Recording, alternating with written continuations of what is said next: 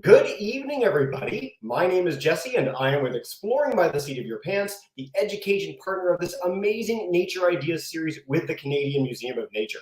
If you've joined us in one of our past lectures, welcome back. If it's your first time coming in, well, thank you for spending a beautiful and lovely evening with us as we explore such an exciting topic today.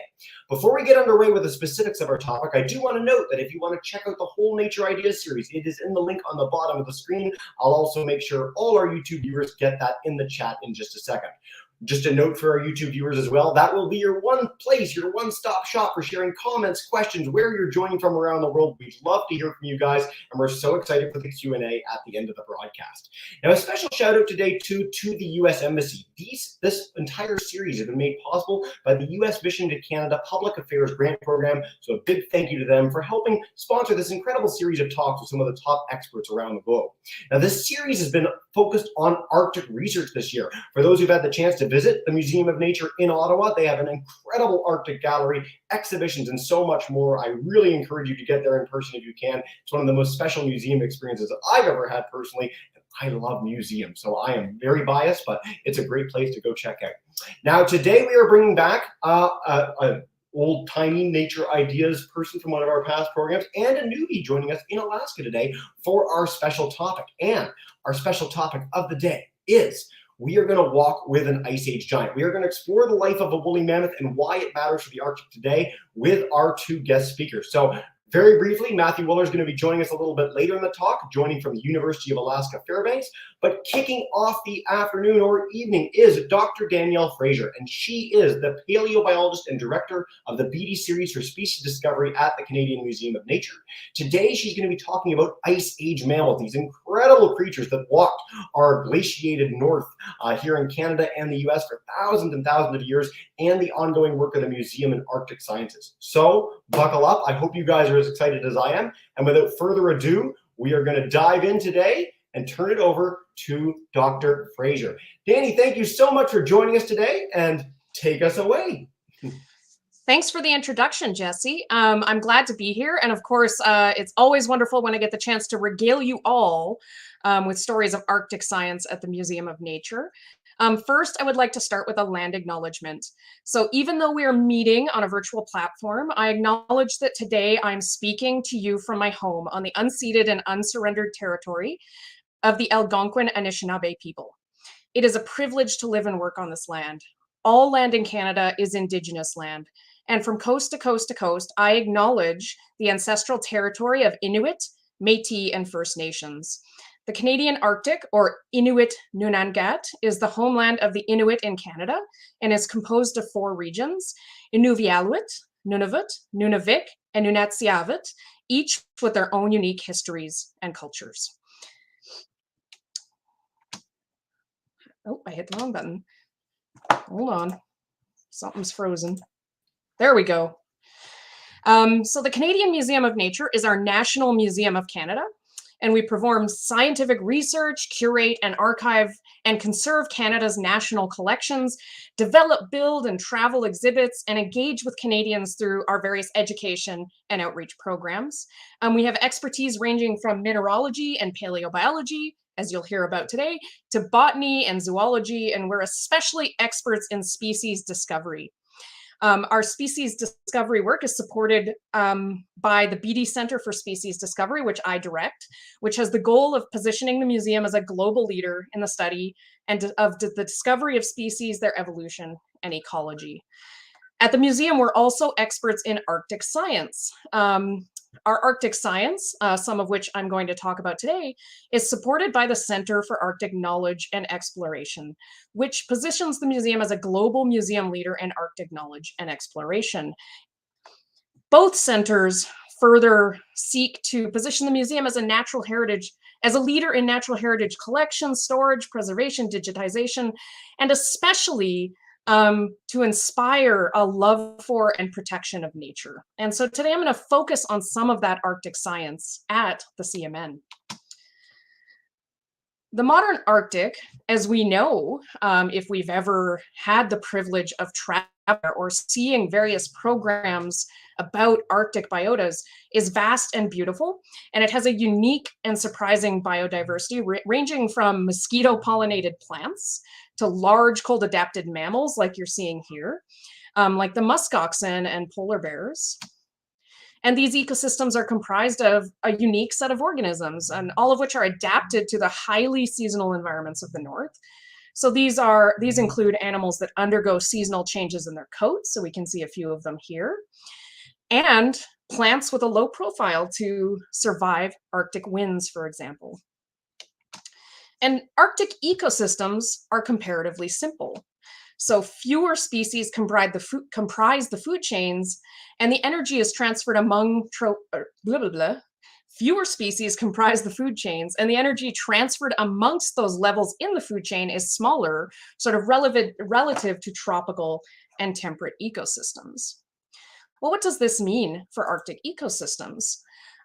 This means that often one or a few species have outsized impacts on other parts of these food webs, or what we might call, in a sort of scientific realm, trophic networks. So one particular example are lemmings. A collapse in lemming populations can lead to collapses in the populations of their predators. And this is indicated here by all of these really thick lines that show strong connections between lemming populations and their predators. Similarly, the migration of large land mammals such as caribou in the Arctic are responsible for the transportation of nutrients over large distances. And so this is something that we see happening with one or a few taxa in the Arctic. However, accelerating greenhouse gas emissions from burning fossil fuels and livestock husbandry, so you can see here that the methane production by livestock is quite a bit larger than wildlife, are having outsized impacts on the Arctic. So what do I mean by that, outsized impacts? This means that the Arctic is warming at a rate of at least twice that of the global average. So you can see here in red, these are indicating areas where temperature change has been higher than elsewhere in the globe.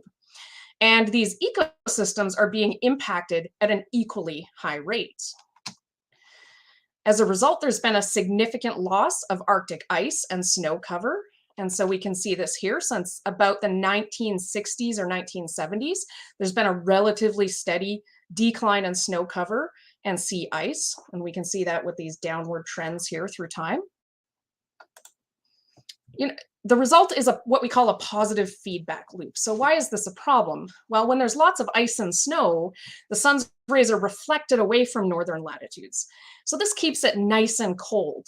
But when that snow and ice is gone, that heat is absorbed, and this actually leads to further sea ice melting and further warming. And this is actually a phenomenon referred to as northern amplification of climate change. And so that's why we see the higher rates of climate change in the Arctic. And under these conditions, these anthropogenic climate change pressures, biomes have begun shifting. So here what I'm showing is regions of the Arctic that have undergone what we call shrubification. This is when shrubs that were not normally found that far north have moved into new ecosystems. And this has resulted, in some cases, in changes in food availability. And sort of one of the famous examples of changes in food ability in the Arctic is polar bears being forced to encroach into human spaces more and more frequently. So these are actually bears that have been observed in Russia going in and raiding garbage dumps. And additionally, there have been large population declines amongst certain Arctic animals. And so one sort of famous example is the near global decline in caribou populations across the Arctic. And so one of the main questions that we ask as scientists at the museum are, what are the long-term consequences of these changes for Arctic biota? And we do this in a variety of ways. First and foremost, our picture of the biological world, and indeed the non-biological world, including things like minerals, is woefully incomplete. So you can see that amongst living creatures, there's a large proportion that we just don't even know. And among fossil species, the problem is even greater. And our scientists, first and foremost, work tirelessly to record and digitize species occurrences across not just the Arctic, but much of Canada and the rest of the world as well. So that's the first step that we take in understanding the long-term effects of anthropogenic change on Arctic species.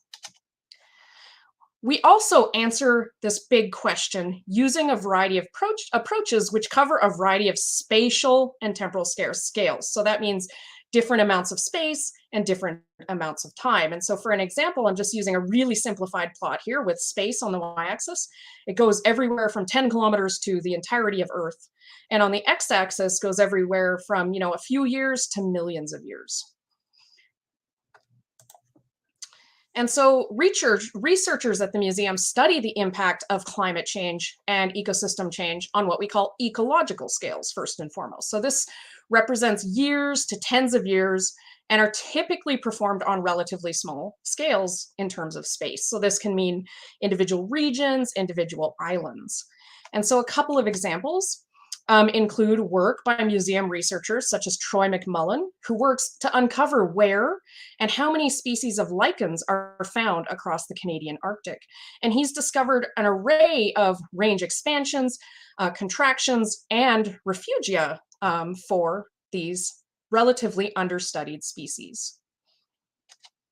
Scientists such as Dominique Fouteau study population cycles of voles, such as on Svalbard, to understand whether sort of northern food webs are driven by bottom-up or top-down interactions. That means, are they driven by the resources, such as the plants, or are they driven by predators? And this is really important in terms of understanding how these animals might respond to ongoing Arctic climate change. Museum scientists also use our collections extensively. So museum collections of extant or recent species typically represent a longer amount of time. So our collections span at least 100 years, not including the paleobiology collections, but also cover more space than the typical ecological study would cover. And some examples include a current postdoctoral fellow who works with the Center for Arctic Knowledge and Exploration, Dr. Zoe Panchin. She's a postdoctoral fellow studying historical changes in plant phenology using our national herbarium. So physically going into the museum and using our pressed plant sheets to study when and how many different plant species in the Arctic were in flower and how that has changed over time with climate change. So this is one of my favorite projects at the museum because it really highlights how a collection can tell you something at a really broad scale over large timescales, over relatively large spatial scales, and actually inform us about things that we might not have expected when these plants were first collected. So I think it's really exciting. Similarly, postdoctoral fellow Dr. Howard Hun is studying our polar bear collection. And in fact, we have the largest polar bear collection in the world, and it approximately spans the early 1900s to the 1970s. And he's interested in understanding how polar bear morphology, specifically the shape of the skulls, has changed through time. And in collaboration with my research group, we're also going to use dietary tracers to understand how polar bears may be responding in terms of what they eat. The museum also boasts a very productive program in paleobiology. So unlike the ecological record or historical museum collections of modern species, the fossil record encompasses timescales from everything from a few years to millions of years. And thus, I would argue timescales over which the effects of things like climate change are likely to be fully realized. The fossil record thus provides this unparalleled opportunity to compare and contrast species responses to climate change and to ask questions like, are species today responding in the same way? We can use species responses in the past to make forecasts of the future, asking questions like, are species that survived prior to climate change events ecologically flexible, more so than those that have not? We can use the fossil record to provide so-called baselines for ecological diversity in the absence and presence of humans. And so we can provide answers to questions like, what's the range of variability in, say, species richness or the number of species that is expected? So the fossil record is extremely powerful. I'm a little bit biased as a paleobiologist, I will admit that. The ancient Arctic, though, is a treasure trove of information on the ecology and biodiversity of past mammals in particular. The fossil record of the Arctic is rich, and it shows that the ecosystems have really changed over millions to thousands of years. And at the Museum of Nature, we have sort of two large Arctic collections in paleobiology. One is the Pleistocene of Ellesmere Island, and another, which is particularly rich, is the Pleistocene of the Yukon. These records of the Yukon are comprised of both species that survive to today and species that went extinct. So these records are really important in terms of answering some of those questions that I outlined on the previous slide. And the Canadian Museum of Nature actually houses a large collection of Pleistocene vertebrates from the Yukon that equals about 33,000 specimens. And over 20,000 of which were actually collected by one team leader, Dr. Dick Harrington, who worked tirelessly with the Indigenous folks in the Yukon and made wonderful collections that we now leverage as part of my research program. The end Pleistocene is also a great time to study because it's characterized by numerous extinctions, which we can see here with species not going further in time, which indicates extinction on this plot. And some make it through. And so this means that we can compare species that made it through, for example, like caribou and wolves, to those that didn't, like North American horses. And so I'm going to talk briefly about some of these projects. So firstly, we've been studying wolves. Well, why wolves? Wolves are what we call ecosystem engineers. And this is exemplified by what happened when wolves were removed and then reintroduced to Yellowstone National Park in the US. You can see that without wolves and with wolves, there's a considerable change in the types of plants that make up the ecosystem, the biodiversity that's present there, and just the overall structure of the ecosystem. And so wolves are important species to understand because they are one of the species that's sort of exerting control over the ecosystem, as it were. And so just to be brief, we used some chemical and tooth wear tracers of diet. So that means that we had two measures of what they may have been eating. And we were interested in, did wolves that lived during the late Pleistocene eat something different than wolves today? And could potentially a dietary shift explain why wolves made it through that end Pleistocene and into the Holocene? And so wolves during the Pleistocene had a variety of food sources available to them. What we found in purple is that they did primarily rely on North American horses. And so we actually had this beautiful piece of art from Julius Cittoni showing what it looked like if a wolf was hunting a Pleistocene horse. And we went forward and looked at the modern wolves. And what we found, of course, is that wolves feed mostly on large cervids today. So this tells us two things. One is that wolves remained largely large ungulate specialists, but the other is that despite the loss of a bunch of the herbivore biodiversity during the end Pleistocene, wolves were able to compensate and shift their diet. So this may be something that we can use to understand whether wolves will be able to adapt to ongoing change moving forward. We have also been studying caribou. So caribou are an essential resource to Indigenous peoples. Northern communities have an intimate relationship with caribou herds and have relied on them as a source of traditional food and clothing for millennia. With such a strong interest in the persistence of caribou, and as the only people living among the most northern caribou herds, northern communities are essential partners in caribou conservation projects. And caribou are also important to ecosystems. For example, when they forage on vegetation in the summer, their droppings add nitrogen to the tundra soil and water. And caribou are also important prey species for a variety of carnivores. And importantly for our study, unlike other cervids, males and females grow antlers. So you would not see this in any other deer species. So this provides us a really interesting opportunity to understand what caribou are doing on a seasonal basis. So we've been looking at antlers specifically.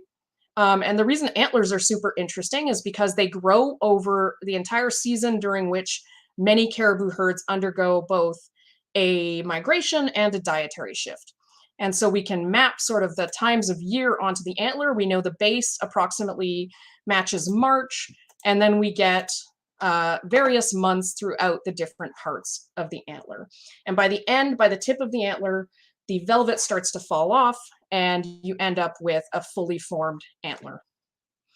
And so we used a very similar method to what I talked about with the wolves. We used a dietary tracer called stable isotopes. And so what Matt did, who is a PhD student presently working with me, sampled all the way along the length of this antler. And what we found was something interesting.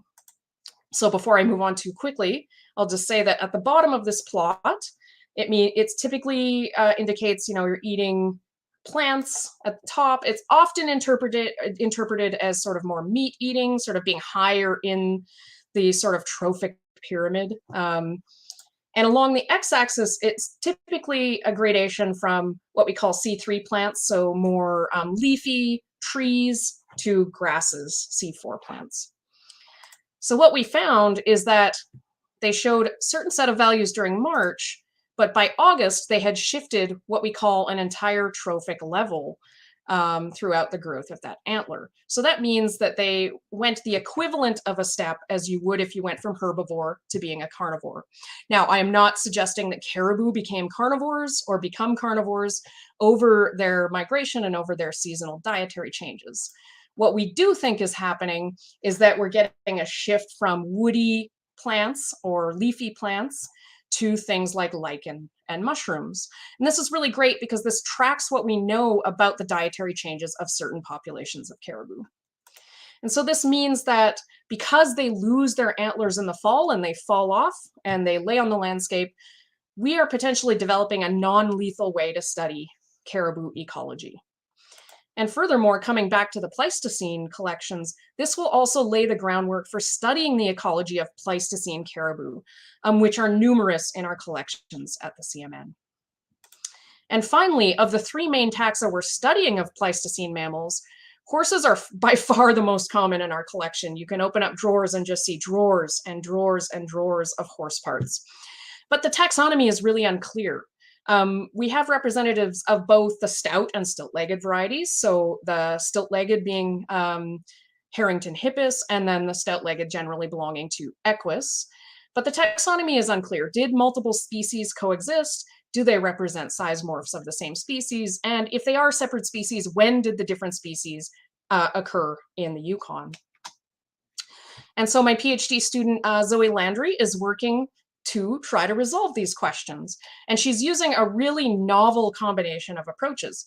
One is to combine the morphology of the teeth. So what we look at is the patterns of these little crenulations on the teeth to see if that can tell us how many species are present. She's also been looking at what we call postcrania. So that's bones behind the head, specifically the toe bones. And she will also be incorporating ancient DNA. And all of these are going to be, where possible, run on the same specimens. And in addition to that, she's going to be taking some of these teeth and making some predictions about whether these species were undergoing seasonal movements or migrations throughout their life. And we can do that using models of strontium isotopes. But I don't want to say too much about that because this is actually going to come up in the next talk. And so I won't preempt what Dr. Wooler is about to say. And so with that, I'm going to hand it over to Jesse to pop in with Dr. Wooler. Well, first and foremost, Danny, thank you so much for such an exciting talk. Again, I think we have a big museum audience today, but for folks who haven't had the opportunity to go behind the scenes and touch and feel and see the amazing collections at the Museum of Nature or elsewhere. It's really such a special experience. And I do want to note as well, as an aficionado of backgrounds, your amazing skull, trimmers, VHS, and models are just truly fantastic. So thank you very much for bringing that into the session Thanks. today. Outstanding. Let's dive in with our second speaker in a minute for folks that have questions. And we have folks from all over today. We've got Yukon, Northwest Territories, all over Canada, geez, Ontario galore, all sorts of places. If you haven't let us know where you're joining from yet, please do share in the chat. We'd love to hear from you guys. And if you've got questions for Dr. Fraser, keep them. We are going to do that big Q&A at the end after we've had the chance to hear from both of our guest experts today. Speaking of which, as Dr. Fraser helped announce a minute ago, we are going to be joined in a second by Dr. Matthew Wooler. So he is the professor and director of the Alaska Stable Isotope Facility, and today he is going to talk about his work using isotope analysis in an unprecedented study to map the astonishing lifetime journey of a woolly mammoth in Alaska. I'm pretty jazzed about that. I'm sure you guys are as well. And so without further ado, Dr. Wooler, thank you so much for joining us today. Thanks for inviting me. Can you hear me okay, Jess? You're totally good. Your video, audio are all set. I'm excited about it. Great. I just want to say thanks so much to Danny for giving such a great talk and kind of setting the stage as well. I really appreciate it. Setting the stage both about the Arctic and how it's changing, but also about a little bit of isotope stuff as well. So I'm going to go ahead and share my screen.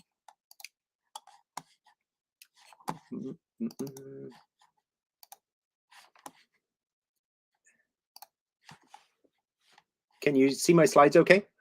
You are cooking with gas. You're good to go, Matt. Okay, so we're going to have a chance today to actually walk with woolly mammoth. So I always like to start off talks with votes of gratitude and thankfulness. And so I first want to kick off by thanking a Canadian Museum of Nature for inviting me to speak. Thank you so much. I also want to acknowledge and thank James Havens, an artist in Anchorage, who painted this beautiful painting.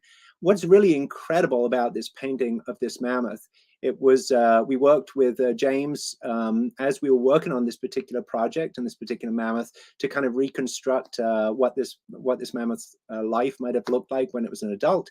But it's actually a painting that's life-size, and it's a life-size mammoth painting, and it's going up in the University of Alaska Museum of the North here in Fairbanks. I'm particularly grateful to James as well, because we actually pitched it to Science when we submitted the paper, and they thankfully kind of used it as the front cover of their issue back in August, which was fantastic. I also want to continue with this theme of gratitude. I also want to do a land acknowledgement as well. I really want to express my gratitude to the Lower Tarana and Dene people who have stewarded the unceded lands from which I'm joining you today in Fairbanks, Alaska. They've actually cared for these lands for at least 10,000 years. They're the same lands both my kids were born on, where the Trottier University of Alaska Fairbanks campus is located, shown here. Is where my lab is located that did the work on this study. So I thank you. But I also want to kind of broaden it out a little bit to acknowledge First Nations people in general across the Arctic, because as you'll see, that it's not just Fairbanks that is relevant to this story, that it's quite a lot bigger than that as well. So a bigger, broader kind of thank you there. I also want to say thanks to the co-authors on this study as well. Any study like this, any paleo study, in fact, requires a lot of teamwork, and so it requires experts in paleontology, archaeology, isotope geochemistry, spatial analyses, the lot. So I can't do it on my own, and so just want to acknowledge those people and thank them. I also want to thank Dr. Sean Brennan. He was a previous PhD student of mine, and very sadly, in the recent past, he died, unfortunately, leaving a very young family. It's a very sad stage of things. But I really want to thank Sean and the memory of Sean, because Sean really inspired me to do the work that you're going to see today. He actually studied these little tiny ear bones in fishes' heads. They're called otoliths, ear bones. They're kind of like mini little tree rings. And he would do the type of isotope chemistry we're going to be talking about right now to get at the life history of Pacific salmon in Alaska. Fabulous work, beautiful, beautiful work. And I can send you a paper on that if you want to read on that too. But Sean and I would have these conversations. I'd be, yes, yes, Sean, that's all very well with fish, but can I do this same thing on a mammoth tusk? And he would laugh and be like, yeah, but it would take you forever to do that. So that's the story that we're going to be talking about today. So Danny did a great job articulating the importance of the Arctic. It's changing. I live a few hundred miles from the Arctic Circle here in Fairbanks, Alaska. And things here, we live in a region of discontinuous permafrost. That means permafrost is permanently frozen ground. And we can kind of live at the southern kind of boundary of that. And that is melting, and that boundary is moving north as well. Houses that were built on permafrost are sinking. Roads are buckling.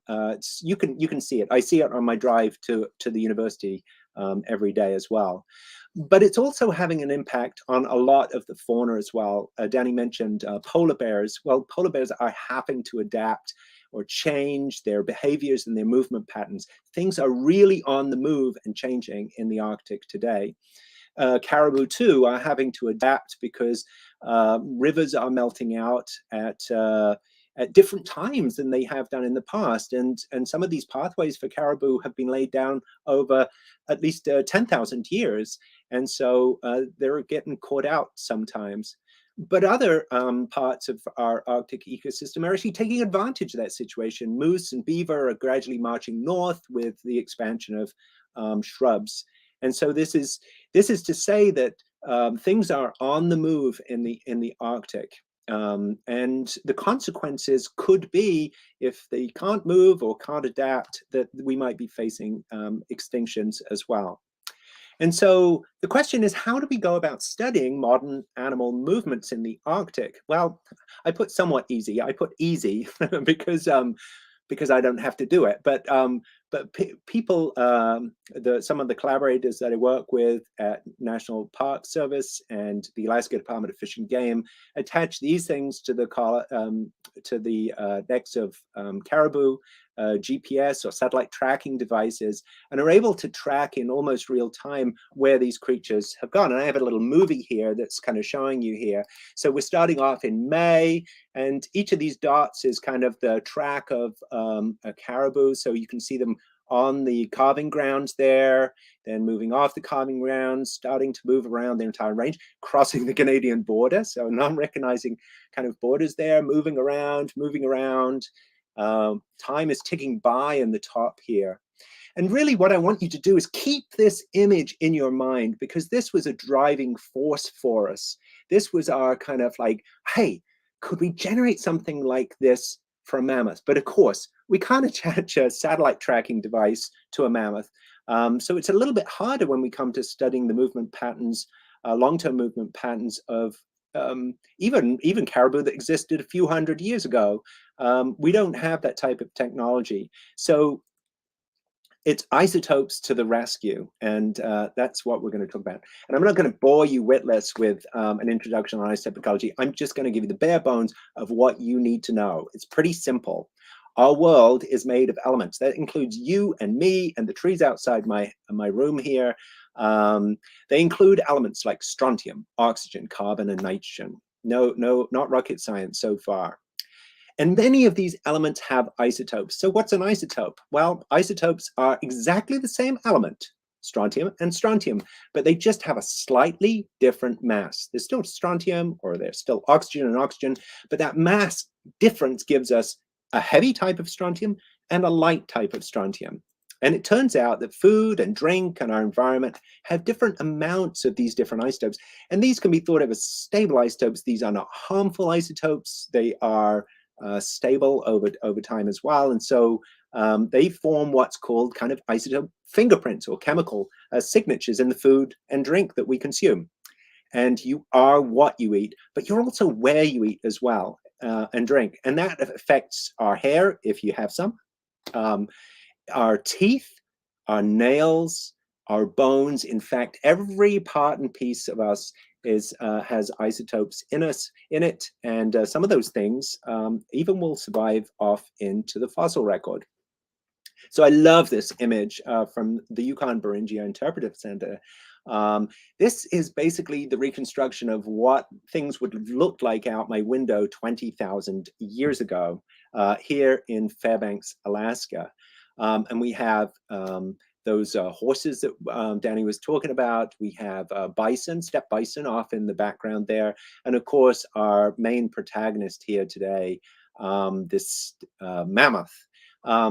But as we moved out of the last glacial environment, not only did we lose a lot of the ice, I think it's important to say that a lot of Alaska actually wasn't covered by ice, most of it, in fact. And so we have snow in this image here, but we weren't covered by huge glaciers here.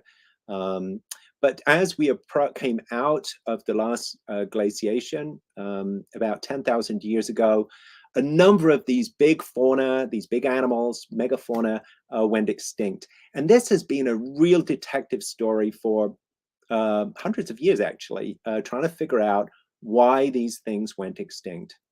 And so I think a little bit of the smoking gun here, this is a temperature record from central Greenland in the Arctic. And so we've got time on the x-axis, that's the bottom axis there, and we have temperature on the side. And what you see over the last 16,000 years is that temperature really changed. We really had a roller coaster of temperature change going into the last 10,000 years. And that's kind of where we are right now in something called the Holocene. And we have temperature climbing right now. So just as Danny said, the past environment provides us kind of really long-term ecological experiments spanning thousands of years. And we can ask the question, what were the behaviors of some of the creatures that went extinct in this window of time, mammoths being one of them? And so, yes, there is big hot debate about what caused these extinctions. We row about that. I'm going to tell you what I think. Well, I'm a proponent of the kind of bottom-up or environmental change, driven primarily by climate change, by precipitation, temperature change. But there are a host of other hypotheses as well. And I do acknowledge that it's not just one, actually, that probably early humans might have played a part in that. And so on and so forth. So it's a complicated story, but really, if I had to put my money anywhere, I think this is where it's at: is climate change and environmental changes that come because of that. So it turns out, like, if environments change and become unfavorable to some big animals like mammoths, perhaps, they could, or certainly elephants even, they can actually move when conditions change. So the question is, so what were the movement patterns of mammoths? Luckily, we have some excellent resources to be able to tell us what that is. This movie is absolutely fantastic. It has it down. I mean, the Ice Age came, the mammoths moved south because it was colder. And then there was the follow-up movie. And my kids and I watched this when they were young. It's like the follow-up movie is like Meltdown, Ice Age Meltdown or something. So the ice melts and the mammoths and other creatures like move back north again. Unfortunately, this and Walking with Bees from the BBC are actually based on scant, I would say almost like zero empirical data, really, very, very little. But luckily, mammoths carried these things on their heads, these tusks, and these definitely survive into the fossil record. And the base of the tusk is the old mammoth. That was when the mammoth was an adult. It's the most recent time point. But if you go to the tip of a mammoth tusk, that's when the mammoth was actually young. And the line along that is basically a timeline. It's an entire timeline of that mammoth over time. And mammoth tusks actually grow a little bit like ice cream cones.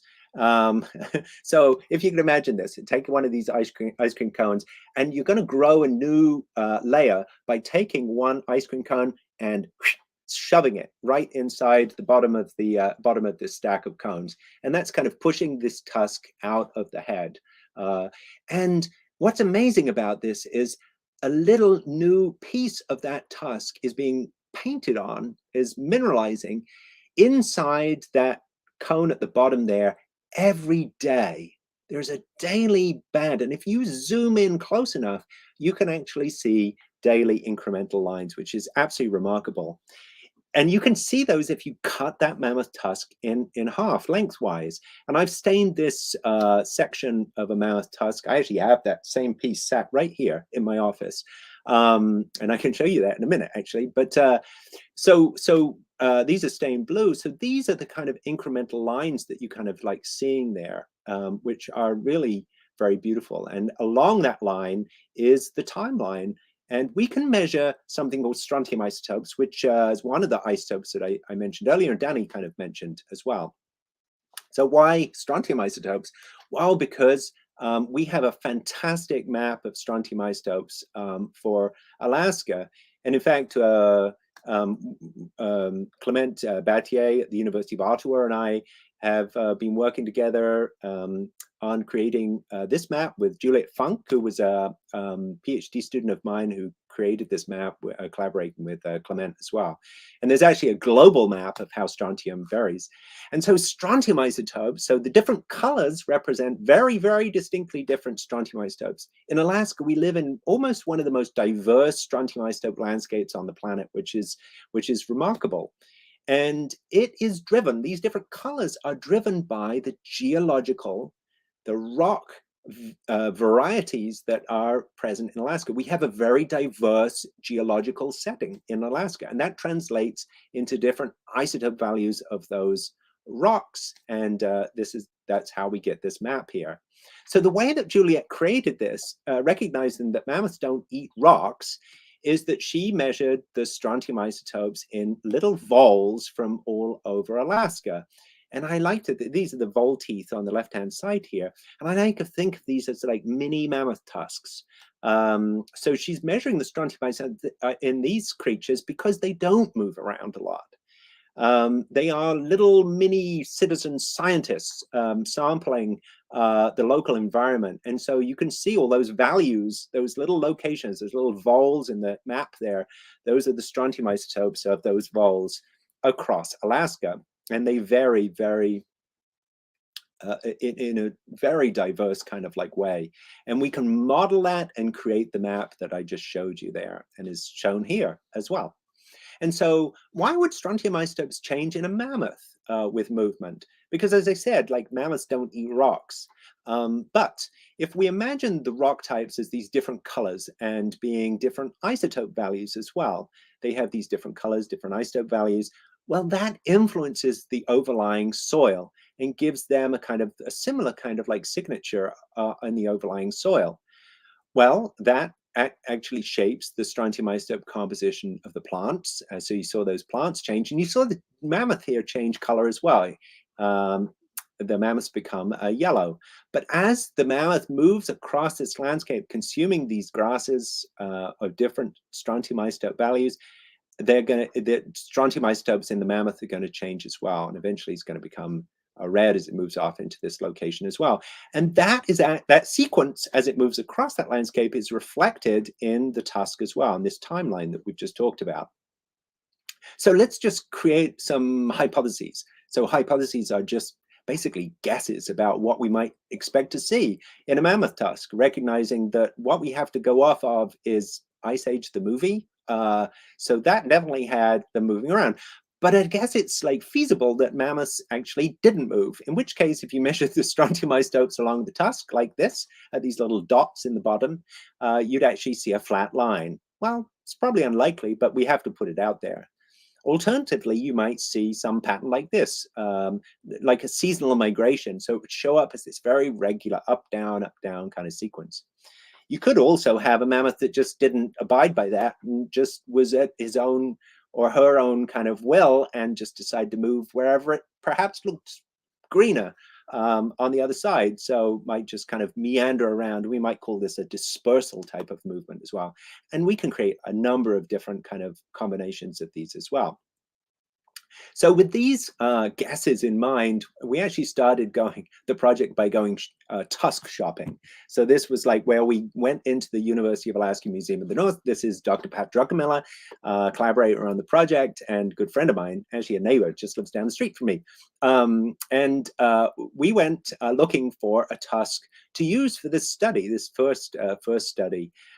We actually ended up coming across a pair of tusks that came from an individual on the North Slope found by Dan Mann, Ben Gagliotti, and Pam Groves. This is them kind of digging that specimen out from a location up here above the Brooks Range of mountains. Now, we actually found that this, when we radiocarbon dated this, it was 17,500 years old. So actually it was living in Alaska that kind of looked like this map here, with ice that's in the white, really kind of extended during the last glaciation. But you can see there's a lot of the rest of Alaska that wasn't covered by ice. So this was our study organism. So we first worked with Beth Shapiro at UC Santa Cruz and measured the ancient DNA, analyzed the ancient DNA, and surprise, surprise, we found out that it was a Northern Alaskan woolly mammoth. No surprise there. But what was really cool, we could use the ancient DNA to confirm that it was actually a male woolly mammoth. And this actually helped us kind of think about how the pattern that we see in the tusk related to its biology as a male woolly mammoth. So having done that, we split the tusk.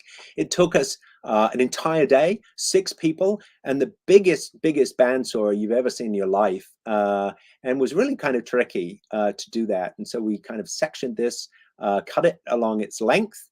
Once we got that cut in 2 pieces, we then took these 5-centimeter sections along the entire middle part. We then took that to the Alaska Stabilized Type Facility here in on the Trothiodar campus in Fairbanks, where we used a multi-collector inductively coupled plasma mass spectrometer attached to a laser. That gets into an acronym, fortunately, and I think I got it right. So that's the big beast on the right-hand side there, and on the left is the laser. So in that laser, we put those little segments into a chamber that is evacuated, and these are 2 segments from that tusk that were 5 centimeters long. And then we plot a track along that segment. We then fire a laser with a 40 micron spot size. So, 80 micron spot size. So that's like the equivalent of about the width of a human hair. So really tiny. And rather than kind of separate, they were all overlapping with each other. Along this, the tusk was 1.5 meters long, and we're doing a laser spots overlapping at 80 microns width of a hair. So you can imagine how long that took to do. We generated greater than 400,000 data points along that 1.5 meter long tusk. And here's what it looked like. It boils down to this, a wiggly line. What's really cool is it is wiggly. It is not flat. By no means is this flat. The red line kind of wiggles up and down. I've kind of divided them up into the youngest part, that's the neonate, the juvenile, and the adult stages. And the gray part on the end is its kind of end of life. The vertical black lines are winters. And so you can start to see, yeah, okay, it's probably more of a dispersal kind of like movement, but it does seem to be that there's a change fairly consistently at the winters and then going into the summers as well. And so so this was super, and we watched this come off in real time from mass spectrometers. So it was like this soap opera going on. We then compare that wiggly line or the data along that tusk to our map of, and we start our model, our spatial model, from the death location, because that's our anchor point. We know that's where it died because that's where a partial skeleton of this mammoth was found. And so this is what the map looks like for the last 2 winters worth of its life. So up above the Arctic Circle for 2 winters, not very much movement, and it eventually, some other isotopes tell us they actually starved to death and then keeled over. But if you go back to the adult portion of the life, this thing was moving, really moving between. These are the regions of most frequently used parts of Alaska. When we look at this as well, so these are, it was spending time in these kind of like patches. Spent a little less time up above the Arctic Circle as a juvenile. This was probably as part of a matriarchal herd, so a mother-dominated herd as a youngster.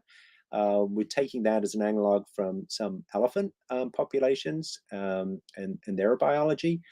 And so the yellow is the neonate. And we can do some really fun things. We can like look at what paths it took to get between these frequently used areas as well. And we figured if you stretch this out in a line, straight line, it would go around the planet twice. So this mammoth over its 27 years worth of life, could have gone around the Earth twice, which is remarkable. What else is remarkable is that it used some of the paths on the western end of the Brooks Range that are still being used by the Western Arctic caribou herd today, and they used those for at least 10,000 years as well. So I like to think of this mammoth kind of using the same pathways that perhaps caribou were using up through those mountains at the same time here as well. And so just to kind of like finish off, I just want to show you the really fun stuff we could do. So this is a movie. We're not going to watch all of it, but Jesse, you can say stop now. But this is a movie. Oops, I got to go back. Let's see if we can get this to work. So the red mammoth here is its summer, and the mammoth turns blue when it's in its winter movement part. So you can see it bouncing around there. This is in the last 2 years worth of its life, 2 winters there. We're going by steps in the top left-hand corner there, which are the mammoth kind of increments along the tusk that we kind of analyzed. And down the bottom, you'll gradually see the years kind of climb down from 27, it was about a 27-year-old mammoth, all the way down to its juvenile part as well. So it's kind of bouncing around here. The different colors in this case are not the strontium isotope variability, but their elevation. So we could actually look at what the elevational change was of this mammoth over its time span as well. It can't go across the ice because glaciers were advanced in the Brooks Range. So that's part of the rules that we were setting for this mammoth. And so eventually you'll see it. Yes. Okay, it's making it into interior Alaska as well. You'll also notice that it doesn't look like modern Alaska because it was connected to Russia by the Bering Land Bridge because sea levels were lower. And so we actually found that this mammoth didn't actually spend a lot of time on the Bering Land Bridge, didn't seem to, but was either in interior Alaska where it is right now, but spent time up on the up above the Arctic Circle. So actually, Jesse has a link to the whole movie if you want to watch that whole thing. We're not going to watch the whole thing, but he has a link that he can share. You're welcome to look at that and see where it's spent its entire life. But I will just say that this has gone full circle because we're actually using some of the technology that we've advanced on mammoths to apply to fish species in the Arctic today: bison, moose, beluga, ancient people, caribou teeth, rodent teeth. All of these things are going on in my lab right now in collaboration with a wide range of people and agencies as well. So looking to advance that technology in the paleo to apply to paleo things, but also looking to advance the technology as well to understand some of these creatures moving around in the Arctic today. And so I just want to thank you and thanks for hosting me, and that's about it. So thanks very much. Dr. Wooler, what a spectacular program. Honestly, so Autolist is something that I always particularly love every time it gets brought up in a broadcast. I do a lot of programs, and every time we get these cool ear bones, it always excites me beyond measure. It's our coolest video game of all time, and I did link in the YouTube chat. If anyone does want to watch that full video, they have that now. And the unexpected legitimacy in scientific circles lent to Ice Age and Blue Sky Studios. So thank you for that. That was an unexpected treat in our program today. We're going to dive in with questions, folks. So again, a whole bunch of people in the chat already. Grant from Yukon Burundi Center, thank you for starting to answer questions in the chat already. I appreciate you immensely. This always happens in the Nature Ideas series. We have the experts live on camera, and we have experts that tune in on the YouTube channel and help talk to one another. Makes it really fun and easy for me as a host. But let's dive in, folks, and talk about a few of these things. We already have some questions pouring in on YouTube, which is fantastic. So let's dive in. Let's see what our first question is. So Pamela wants to know, if climate change is responsible for mammoth extinction, how is it that some mammoths are able to survive beyond the great mammal extinction on remote Arctic islands like Wrangel Island? So Dr. Willer, I think this is more for you than anyone else, but if you have an answer for us, come on in. Yeah, that's a really interesting kind of detective story in its own right. I mean, on St. Paul Island, actually in a few weeks, I'm going back out to St. Paul Island in the middle of the Bering Sea. But we did a project a while back where we actually took a sediment core from a lake on St. Paul Island. There was a late surviving mammoth population that lived on there. Late surviving means that they actually lived till about 5,600 years on that location as well. And in that case, it was climate change that got those mammoths as well. By looking at the record in the sediment, we were able to kind of reconstruct what the climate was like. And at that time when the mammoths went extinct on the island, there was also a slight change in climatic events as well. So it actually kind of climate got them there too, unfortunately. So. Yeah, fantastic. Thanks, Matt. Here's a question for you both, and I'll start with Danny for this one. Is there a complement to your work? One of the big themes of scientific discovery and programs that we do like this is the idea that there's always people that you get the chance to work with around the world. So again, today we focused a lot on some North American fantastic creatures. Is there similar work or colleagues of yours that are in Norway, Russia, Sweden, Greenland, other places around the globe? So Dr. Fraser, if you want to kick us off. Oh, absolutely. These are huge developing areas of study. So, of course, tons of colleagues in the US. There's people in Europe, places like Copenhagen and places in France who are doing ancient DNA. There's people in the UK who are working on questions similar to what we're working on with Ice Age animals. It's a really big topic right now.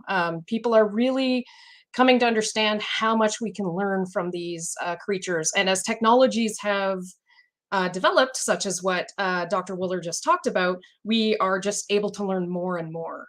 Very, very cool. Dr. Willer, any follow-up to that or addition?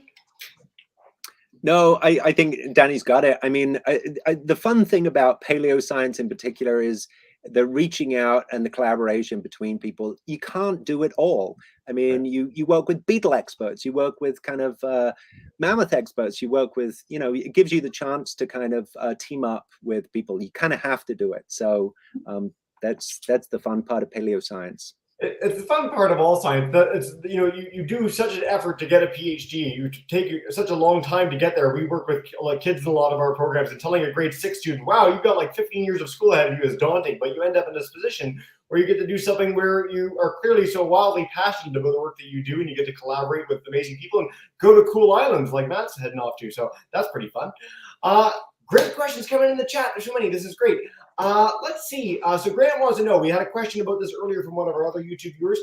Matt, can you explain what tusks are and what they're composed of and how they form in comparison to, say, a human tooth? Yeah, so I showed that what I can tell you is they're not made of ice cream cones. So if I gave you any kind of indication that's the case, they're not made. They're actually made of ivory. And as I said, that mineral is actually painted on the inside in the pulp cavity at the base of the. Actually, I've got a mammoth tusk right here, so just happen to have a mammoth tusk. So this piece here, this is the base of the tusk that was attached to the mammoth, and this was filled with the squishy stuff. This is the blood vessels and what have you, delivering the mineral to this surface at the base of the tusk. And it's on this surface that mineral ivory is being kind of like painted on the inside here on a daily basis, which is amazing when you get right down to it. And so, yeah, so there's a tusk right there. Fantastic. You know, Danny, do you have any? Okay, we've got Matt with a tusk. Do you have any cool fossils like right on hand to like compete with this, or? Like, I do not have a cool fossil. I know I lost the competition. best prop was lost to you. But by the way, squishy stuff was an unexpected addition of a phrase to this broadcast, so I appreciate that immensely. Danny, I'll pass this one to you. Is there, if people find one of these fossils of any species, whether it's mammoths, some of the other amazing Arctic creatures that you shared and talked about, what happens to that? Whose jurisdiction is that? Who owns that? Does it depend on where you find it? Does it end up in the property of the museum? How does it work? So I can speak to rules in Canada more than the US, although I suspect there are some similarities. So a lot of mammoth tusks in Canada, they're gonna, the majority of them are probably gonna be found in the Yukon. And generally, the Yukon Beringia Center would then take care of those fossils on behalf of the indigenous folks on whose land that the facility is housed. Does that make sense? Yeah, that's perfect. There are specific laws, and I don't know them because they're for each province, they differ slightly. So some provinces are more permissive in terms of private individuals collecting fossils, and some are less permissive. And I don't know about the Yukon specifically. This is where we do need Grant. Grant, you can chime in the chat bar if you'd like to. We'll see if we get a further answer to that. I'll definitely follow up. Fantastic, Danny. So Nancy wanted to know, do we know when woolly mammoths first showed up and where they were found around the northern world? Matt, I'll bring you in for this one. Oh my goodness, that's a good one. No, I'm going to hand to Danny actually, because that's not in my head right now. Perfect. Danny, come on in. Yeah, so mammoths, the actual genus Mammothus, I believe, is only getting into between 300,000, 200,000 years old, something like that. Again, this is something that I was not prepared to answer, just like Matt. But in the last few 100,000 years is when we see the origin of mammoths, as far as I recall. And of course, they achieve a fairly circumpolar distribution in terms of the Arctic. So you find them in Russia, find them in the UK, you find them in Canada, etc. I hope I had the right date on there. I looked this up recently for an exhibit, and it's just like it left my brain, but I think it's in that ballpark somewhere. Half the fun of programs is stump the scientist, honestly, for an audience and for speakers alike. But that's really interesting. I would have personally expected much, much older than that. So what are they before that? Are they elephants that are coming up and just getting shaggier as they go along, as they move into northern climes? Or what's the deal? Do we know? Well, so there's a series of related elephant-like creatures that lived in North America. So earlier elephants belonged to groups like the Gomphotheres. So these are quite old. These are elephants that lived 20 million years ago in North America. And we had, of course, mastodons. So there's actually quite a diversity of elephants in North America. And mammoths are just a recent divergence, relatively recent. I mean, hundreds of thousands of years old is still quite old. But elephants were around in North America for millions of years. We don't necessarily have evidence for or against something like a Gomphothere being woolly, but I think it's fairly unlikely because they evolved in a relatively warm climate. And so mammoths very clearly evolved in a colder climate, so they get layers of fat, they get thick fur and things like that. Yeah. I hope that answers your question. That's fantastic. And by the way, it's been so rare in my whole career that I've had Gomphothere mentioned in a broadcast, and they're one of the coolest groups of animals ever, and everyone should go look them up when you're done this program. Stick with us for the next 20 minutes or so. But what a cool thing to reference. Thanks, Danny. All right. I love this question from Pamela. And by the way, I love that you guys are keep asking all these great questions. So thank you to our audience again. How is ancient eDNA changing our understanding of the Ice Age? So Matt, I will head to you first for this, but I think this might be one that you both field over the course of the next few minutes. So I'll make sure you both get to chime in here. Matt, take us away.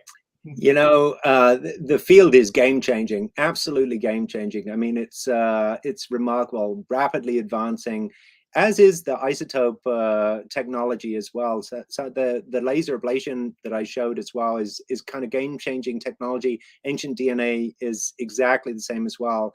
And I think, you know, when we start to be able to take cores of permafrost that dating back 40,000 years, we can actually look for ancient mammoth DNA in that permafrost as well and extract it and see the timing of when mammoths were present. And we're seeing like late surviving mammoths in Siberia on the mainland and in the Yukon, in the Klondike as well, which is like, that's game changing. It's not just those islands now that have these late surviving mammoths. And I think in geology, we often want to be searching for the oldest. Well, actually with mammoths now, we're trying to find the youngest. And we just launched a program, or launching a program, to adopt a mammoth through the University of Alaska Museum of the North, where you can, anybody, if you email me, we can have you adopt a mammoth fossil, and we'll date it, and then that's a new program we're gonna. And what the aim of that study is to try and find the youngest mammoth fossil on mainland Alaska. There are 1,500 specimens of mammoth in the museum just up here, and virtually none of them are dated. So we want to try and find the youngest. How neat is that, Danny? Anything to add? Yeah, I mean, it's definitely changing what we can and cannot understand about organisms. So when you're studying something, again, gomphotheres that are 20 million years old, we don't have access to DNA. And so in terms of how many gomphotheres were there, we're relying on their bones. And this is an accurate way to decide how many species are potentially present. But of course, we know from modern animals that a lot of species are fairly cryptic. So we can have, for example, rodents that all look very similar and in fact represent a bunch of different species. And what ancient DNA is allowing us to do is split those, what we call morphospecies, so species named based on their bones, based on their DNA as well, and actually get a deeper understanding of the biodiversity in places like the Yukon. How many horses were there, for example? We actually don't really have a good understanding of that. Yeah. This is so very cool. Honestly, I'm blown away personally. Never mind professional attachments out the window whenever I do these Nature Ideas programs. Danny, this is one specifically for you from Joe. How closely related are Canada's caribou to reindeer in Scandinavian Lapland? I mean, that's a good question. I don't know the numbers in exactly genetic differences, but they're the same species. So they're all subspecies. So very, very, very closely related. Reindeer is typically used as a term, as far as I understand, and someone can correct me if I'm wrong in the YouTube chat, for the sort of more semi-domesticated variety, whereas caribou is the term for caribou that aren't domesticated, in the sense that they're not necessarily living directly with humans in the way that some of the reindeer are doing in Russia. Yeah, I'm sure Santa would agree. Let's take one. Actually, this is for both of you. I'll bring you both in for this one. We'll leave you up on camera. Daniela wants to know, what are some of the animals that coexisted with and hunted mammoths? So any top predators, man hunting mammoth at this time? Anything you guys want to share? Well, I can absolutely say that when we did our analysis of wolf diets, it was clear that they were feeding on some mammoth. Now, I do not believe that wolves were taking down full-grown mammoths, and it's very likely that they were eating something that was already dead or benefiting from the kill of something else. But it's my general opinion that there wasn't much that could probably have taken down a mammoth. But Matt, you can correct me if I'm wrong. Perhaps the babies. Yeah. Yeah, that's a super question, actually. And really kind of exciting, actually, because my current PhD student, Audrey Rowe, is actually has split another tusk from interior Alaska, just down the street from here, that was excavated from an archaeological site. So the one I talked about today was is a paleontological specimen. It wasn't killed by people, or it looks based on its isotopes that it starved to death. But the one that she's working on actually was found in an archaeological site, an early archaeological site in interior Alaska. And so that's really neat, because we can start to ask the question, how did mammoths move around on a landscape that was also being moved around on by some of the earliest people in Alaska as well? So that's going to be super. And we're just about to generate the data. That tusk is over in the lab right now being analyzed. So follow-up program. I'm excited. By the way, I want to stress in a literally remarkable way for both of you, you've done something that I've only noticed in scientists really in the last few years, and you've taken such pains to emphasize the collaborative nature of it, all your grad students, all the artists that worked on these projects. I think that's such an important message, no matter where you work, to highlight all the contributions that happened in a scientific enterprise. So thank you both for that very, very much. I think it adds so much to the program. All right, I love this question, and we've even got a specific name of a mammoth. It seems there have been quite a few discoveries of well-preserved mammoths like Libya, with skin first still intact. Have there been any similar discoveries in North America?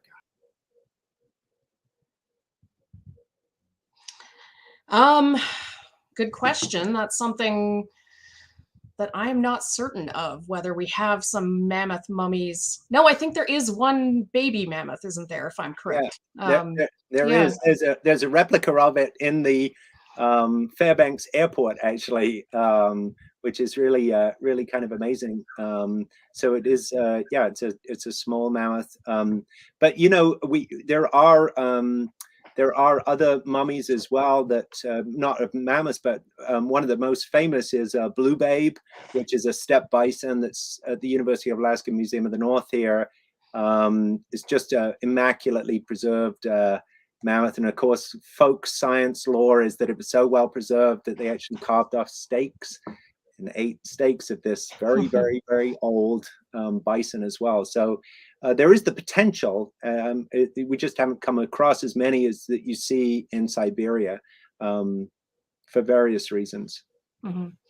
By the way, for what it's worth, I will note we've regularly had on our program explorer George Krunis from Canada, who has eaten a bit of mammoth when he was in Siberia at one point, and it was one of the sickest he'd ever been. He thought he was going to die. So a lesson to all of you, if you happen to find a mammoth, maybe consult a museum or consult some experts as opposed to trying to eat any bit of it. And apologies to George if he's watching the broadcast. Let's take this question. This will be for you, Danny, specifically, related to some of our horse friends. At what point did the Hyracotherium evolve into horses as we know them today? Yeah, that's interesting. So Hyracotherium, at least in North America, the name has now been changed, as far as I understand, to Cypherhippus. And it is actually officially an equid, so it is a horse. And so it arrived in North America about 56 million years ago. So horses are old. Horses have been around a long time. And in terms of when we start seeing horses that belong to the modern group, which is Equus, which is the genus Equus, it's in the Pleistocene. So it's in the last bit of the Pleistocene there. Getting an exact date off the top of my head is not going to work.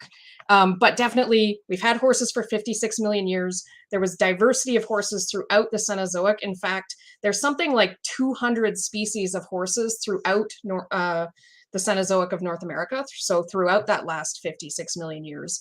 And then we start getting members of the modern genus Equus in the Pleistocene. I hope that answers. You always answer the question, Danny. You're a fantastic Q&A person. By the way, I think our audience is well expert enough to know this, but if you haven't seen horse evolution depicted through fossils in history, it's one of the most incredible gradations and stories that we have, right up there with whales. It's a really incredible tale to tell. I think museums have had galleries on that in the past. I want to note on YouTube, Trevor, we are coming to your question. I really like your question, but I might save it till dead last because it's so good. We're going to head to Joe next, and I think this is, I guess, you can come up with an answer for this as you will. I'll bring you both into this. Because they were heavy, did mammoths have a sense to avoid walking on thin ice? What do we think? I hope so. Thanks for your question, Joe. That's really really good one. I don't know about that with ice. I'm sure they probably did, right? And you know, some of the lakes up here, the ice will be like 1.5 meters thick. I mean, there's not, you can park your F-350 like sort of right on there and no fear. So probably wouldn't have mattered too much. But I do know that at some locations you can actually find tracks of ancient mammoths. There's a site south of here where you can actually find the tracks kind of embedded into the melting kind of like mud that was on that landscape, which is really cool. Quick follow-up on that. So with dinosaur tracks, I know in the past they've said, you know, oh, they're running. Like we can tell based on the gait in the footprints. Do we have any information from that, from these sort of trace fossils, or just in general for Arctic creatures? Any trace fossil, really neat, surprising info we've gleaned? They're few and far between for mammoth tracks. Few and far between, but I think they're probably a lot more out there. I think it's just being able to recognize them. They're kind of subtle actually, but you start to see them in these bluffs that kind of that thaw out in the permafrost, and you can sometimes see these indentations in the surfaces. It's kind of remarkable. Very cool. By the way, on the note of mammoths potentially going through thin ice, I don't know if we know the origin of this yet. Maybe you two have heard about this. We did a program with the Monterey Bay Research Aquarium the other day, and they found in one of their deep sea submersible dives a mammoth tusk on like 10,000 feet down, 1,000 miles off the coast. And I don't think anyone knows how that got there, but it's certainly fascinating to sort of ponder. Daniela wants to know, is there a perfect condition for preserving a mammoth or other creature from this incredible time in Earth's history? Like, is there, just like with fossil beds, you want to be sort of in shallow water, you want to be covered by sediment, that's how you get these good fossils. Is there something for how we preserve things now, Danny? Yeah, I mean, for a mammoth mummy, if that's what we're looking for, dry, really cold permafrost. That's what you want, right? You do not want water running through there, or that's how you get tissues breaking down. Similar conditions for bones are good because that's actually how we get so much nice collagen. Like when you do your collagen extractions from these specimens in the Arctic, you get beautiful collagen out of it. And that comes from sitting in that cold, in those cold layers that they come out of. So cold and dry, that's what I'm saying. Matt, anything to add, or is that nail in the head? Yeah, actually, interior Alaska, where I live even today, is we don't have a lot of moisture. The mountains to the north and to the south actually strip out a lot of moisture. We're actually kind of semi-arid and very, very dry kind of environment. That's today, but you can imagine what it was like during the last glaciation. So we're very lucky up here because we have permafrost, and it survives for tens of thousands of years, and has a little kind of like, it's like a freezer of all that stuff that was living that time ago. We're very lucky up here. Yeah. And of course, sorry, go ahead. No, go ahead, Dave. And of course, another thing that helps is rapid burial. So, I mean, Jur, which was the wolf pup, they think that the den collapsed and that's how she was, if I remember, it was a female pup, was preserved. So not cool for the pup, but very cool for us as scientists to go back and see this incredible specimen later. By the way, I love we've been describing all these amazing things. And again, going to museums, you sort of expect to see these big things, but the fact that they're in like the airports and in university galleries in Alaska makes me want to visit even more, Matt. I'm going to head up there as soon as I can. Okay, we're nearing the end of our broadcast. Time flies when you're having fun. So I want to wrap up with just a few questions from our audience and to wrap up. So Trevor wanted to know, this is one of our sub-themes for today's broadcast. Why is all this work important for the Arctic today? So we talked a lot about ancient history. We talked a lot about 10,000 years ago plus. Why care if you're coming into this for the very first time?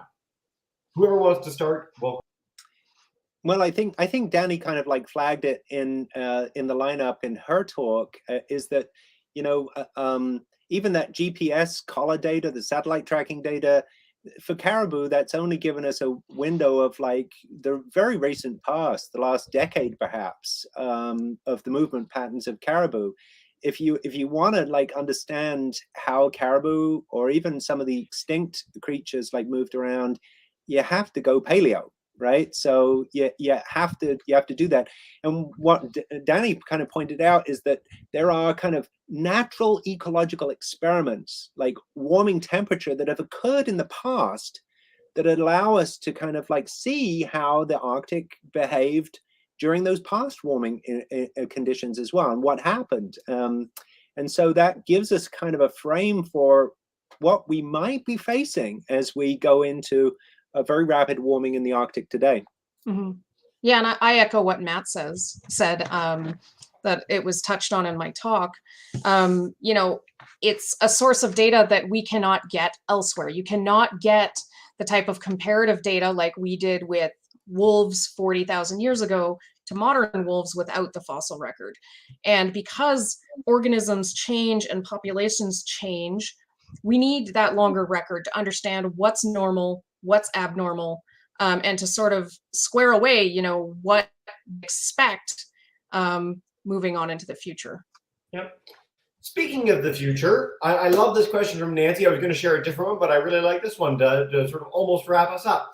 Is there a sense of urgency with the possible melting of permafrost with climate change? Of course, when we think about climate change and the impact, we think a lot about modern people, certainly wildlife habitats changing, a lot of other issues associated with this. But from a perspective of looking at paleobiology, is time of the essence because of this changing world? Yeah, there's two things that leap to mind there. Sorry, I'm just going to leap in. One is the potential loss of some of these incredible fossils. That's one. That's the most obvious. But Danny also mentioned positive feedbacks, right? And so there's another positive feedback with the loss of permafrost. There's a lot of organic material. Those mummies, there's ancient plants. All that stuff is locked up. It's in the freezer. It's carbon that's locked up. But as permafrost degrades, it has two destinies under decomposition. Once it kind of hits being melted out, that's either CO2 or methane, and both of those are very, very significant greenhouse gases. So by positive feedback, it's like, well, that carbon enters into the atmosphere, you get this kind of enhanced greenhouse gas situation, more permafrost melts, and so you can have this upcycling that's kind of going on as well. So those are the two things that pop into my head. Yeah. I don't think I have anything to add to that. I mean, we can look deeper in time and see, sort of what periods of time looked like that had massive methane releases. And they look like the Paleocene-Eocene thermal maximum, which was 56 million years ago. And that was a 5 to 8 degree global warming. So we know that methane being released into the atmosphere can have incredible effects. And, of course, we hope we're not moving in a 5 to 8 degree global warming direction. Yeah.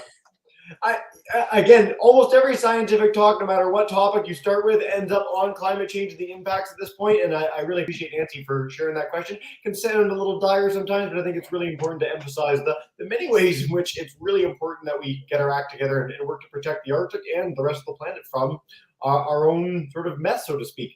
On a more positive note, to wrap up before we finish, today's talk, of course, is walking with ice age giants. We've been talking about mammoths. We have this incredible species. We have these your amazing talks today. What's the appeal of mammoths? I think our audience is pretty tuned into this. We have the 200 plus people registered today. But for you both personally, like, what's the draw for this ancient time and the species in particular? I mean, for the time period, for me, it's that opportunity to have animals that both went extinct and survive to today, because I like making those types of pairwise comparisons. In terms of mammoths, I think that, humans are just instinctively drawn to megafauna. And I heard somebody suggest once that it's in our DNA or something. And I'm not sure if I'd go that far, but there is something about our cultural connection or our sort of human connection to megafauna. And I think that draws scientists, it draws the public, it draws little kids to say their favorite animal is the elephant or the mammoth. Yeah, for me, it's just the thought of seeing I mean, we occasionally have moose go through my garden right here, and I love moose too, right? I mean, but there's just the thought of these giants kind of like in these herds kind of moving around in my backyard is just fascinating to think about, and to think about them really putting on some miles. I mean, crossing huge part of the landscape. So they would have visited right here outside my garden. Yeah, that mammoth actually made it all the way down here. So it's really cool. They're just fascinating creatures. They sure are. I mean, I loved your picture in your talk early on where it was like, this would have been the view out my window. And I think we all connect with that. That's why we go to museums to see these things. If anyone's ever had the chance to visit East Africa, certainly one of the places with the largest agglomeration of those megafauna still on the planet, it's an experience that most people will never forget.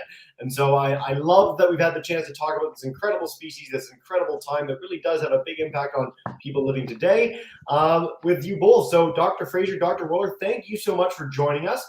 I will note for anyone who's keen on the rest of our Nature Ideas series, you can check out the full Nature Ideas series link at the bottom of my screen.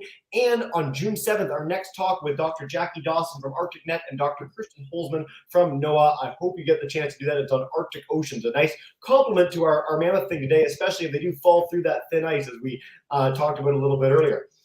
Is there a final message? I know that last question sort of served that role, but anything you'd like our audience to take away with after this talk is done? Daniel, I'll head to you first. You led off our program today. Sure. I mean, yeah, sorry, I didn't mean to interrupt you there. I always have to go with the, paleo is relevant. I think often we think about these ancient creatures that lived so long ago that there's no way that they really could have had an impact on our life, or that studying them could be relevant to today. And I think both Matt and I have shown examples of how paleo can be relevant. And so I want people to be excited about that too, not just about, dinosaurs, but also the really cool information that we can get out of these fossils and things that we can learn that we couldn't learn without them. Yeah, and I just want to, I started my talk with gratitude, and I want to finish with gratitude as well. Gratitude for hosting us, gratitude for folks kind of listening, gratitude for just being able to do something I'm really passionate about. I'm very lucky to be able to do the science. I think of science as like play. I basically have got to stay a kid for my entire work life. So I'm just really, really thankful to the university here for like hosting me for like 20 years doing that work. So yep, just gratitude. Thanks. Thank you both so much. Honestly, I love this feedback from Nancy, just highlighting the fact that it was such an amazing talk and that she's really keen to adopt a mammoth. So Matt will have to figure out how to make that happen, connect her with your site. No better wrap up to the program than that. So thank you to both of you. Thank you to our huge audience. Come check us out on June 7th. The link is in the chat from the Museum of Nature team. Have a wonderful day, everyone.